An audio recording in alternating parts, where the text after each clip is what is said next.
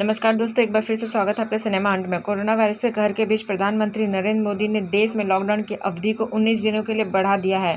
यानी अब देश में 3 मई तक लॉकडाउन जारी रहेगा। पहले ऐसी संभावना थी कि कोरोना महामारी के बढ़ते प्रकोप को देखते हुए पीएम मोदी 30 अप्रैल तक ऑल इंडिया लॉकडाउन की घोषणा कर सकते हैं, मगर उन्होंने ऐसा नहीं किया।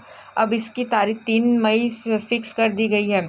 लेकिन यहाँ ध्यान देने की बात है कि आखिर जब अधिकतर राज्य सरकारें और केंद्र सरकार से 30 अप्रैल तक का लॉकडाउन बढ़ाने की मांग कर रही थी, तो फिर अचानक पीएम ने 3 मई का करने का फैसला ही क्यों लिया।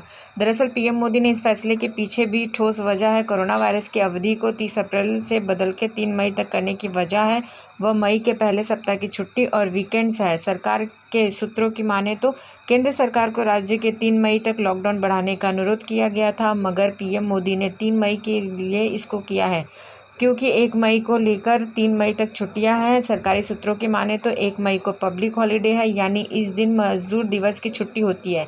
उसके बाद 2 मई और 3 मई को क्रमशः शनि और रविवार पड़ रहा है। यही वजह है कि पीएम मोदी ने 30 अप्रैल के बदले 3 मई तक लॉकडाउन बढ़ाया है। आप इस बात से भी वजह को भी ज़्यादा हम मान सकते हैं क्योंकि 3 मई एक देशव्यापी लॉकडाउन के ऐलान के पहले जितने भी राज्य ने लॉकडाउन पार्ट 2 की घोषणा की थी उसकी मियाद 30 अप्रैल की ही है। कौन कौन राज्य कर चुके थे लॉकडाउन की ऐलान?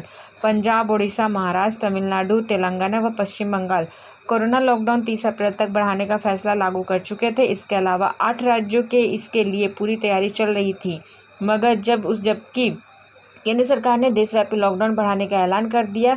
इसीलिए अब जिन राज्यों ने भी 3 अप्रैल तक का लॉकडाउन बढ़ाया था उन्हें 3 मई तक का पालन करना होगा।